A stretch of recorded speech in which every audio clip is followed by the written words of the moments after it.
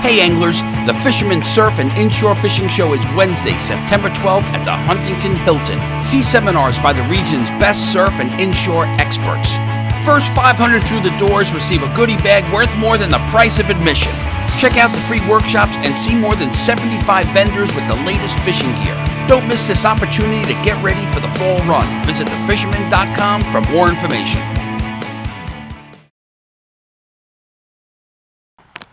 Hi there, Toby Lapinski for the New England edition of the Fisherman magazine with this week's web video fishing forecast for New England. Well, this past week has absolutely rocketed by. It seems like, geez, just yesterday I was out here shooting the video, talking about that crazy salmon red gulp. Got some great responses to everyone's successes on that, so keep them coming in. Let me know how you're doing with it, if you're able to find it, if it really is that magic weapon or what on the fluke. But again, I don't know what's going on here with if it's the holiday weekend, a short week. Maybe I just got a bit too much sun over the weekend doing some yard work, but nonetheless, here we are once again staring at another weekend, the now second weekend of September, getting ready to plan some of your fishing adventures. Before I jump into the reports, help you get ready, figure out what you're going to do this weekend, I just want to remind you that, as I mentioned last week, I'm looking for some social media savvy anglers to contribute short 30 to like 45-second fishing report clips to the weekly fishing report videos like you're watching right now. All you really need is a smartphone and some fishing action to pass along, and you just might be featured here in the weekly videos. Talked to a handful of guys already, starting to set some stuff up, but I'm always looking for more. It could be fresh salt, inshore, offshore, surf, Cape Cod, North Shore, Massachusetts, Rhode Island, wherever you get out and fish, let me know. Shoot me an email at tlapinski@thefisherman.com and we can discuss the details. All right, let's see. Moving on into the reports. While I'm still looking for that first confirmed false albacore from local waters for a September cover. If you happen to get it, remember, email me tlapinski@thefisherman.com if you get one. Everybody seems to be talking about albies. I was running around today, hit a couple of tackle shops, see if I could get any inside word, and the first thing everybody asked me was, do you have any confirmed false albacore, or is it all still rumors? Unfortunately, all I got so far is rumors. Everybody seems to think they've seen them.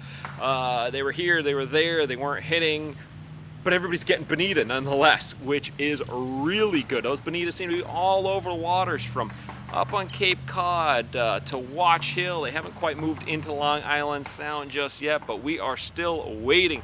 Waters off the Vineyard, Westport, Newport, South County. There's pods of bones, anywhere from little 10 inches up to like 7-8 pounds cruising along and crashing bait, feeding on the swarms of peanut bunker, bay anchovies, silver sides, all that small stuff. Perfect little baits for them. They seem to be all spread through that area. Hopefully this weekend, I got some plans, shooting on down Rhode Island Saturday morning with my sights firmly set on either being that first one to document that false albacore, or maybe loading up on some bonito. That is my plan anyway, so if you plan to be in that area, you might want to change your plans, because if I'm going there, they're probably going to head on into Long Island Sound this weekend, but who knows? We will see. Like I said, I've been getting some reports from a bunch of different guys on those bonito. And let's see, just the other day, I got a message through my Facebook page from John Connors, and he said that he was down at the east end of the canal on Tuesday, where he saw a massive school of those little 10-inch bonito feasting on peanut bunker.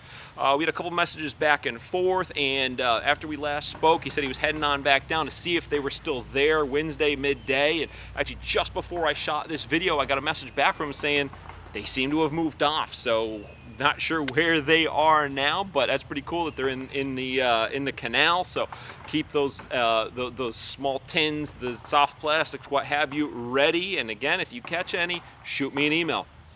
Also got word over the weekend from longtime fisherman family member and good friend Captain Charley Soares.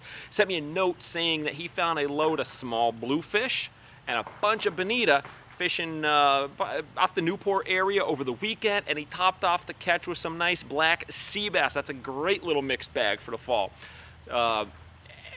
again, they're all mixed through that range, and it's good to hear finally we're starting to get some of those bluefish mixed in with them as well, because basically bluefish have been non-existent up until now, but again, starting to hear them over there a little bit in Newport. Got word of some in the race, eastern end of Long Island Sound. They're starting to finally show up, so we'll see what happens with that.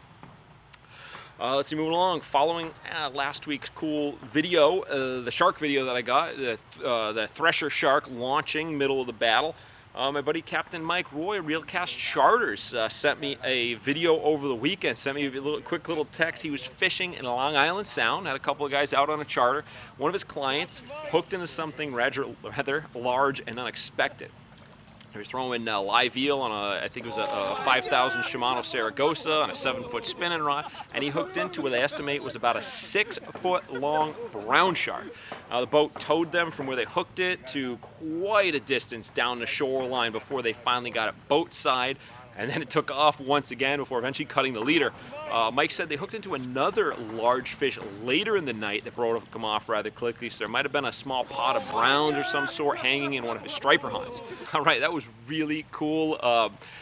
It's something I always think about when I'm chunking or throwing eels in the surf is possibly hooking up with the brown chick, but I do want to remind you that browns are often caught incidentally by inshore and surf anglers. You got to keep in mind that you're technically not allowed to target them or obviously retain them, and they must all be released as quickly as possible and unharmed and so on. They are an ineligible target species, so just keep that in mind if you do happen to hook one as bycatch this year or next year going forward.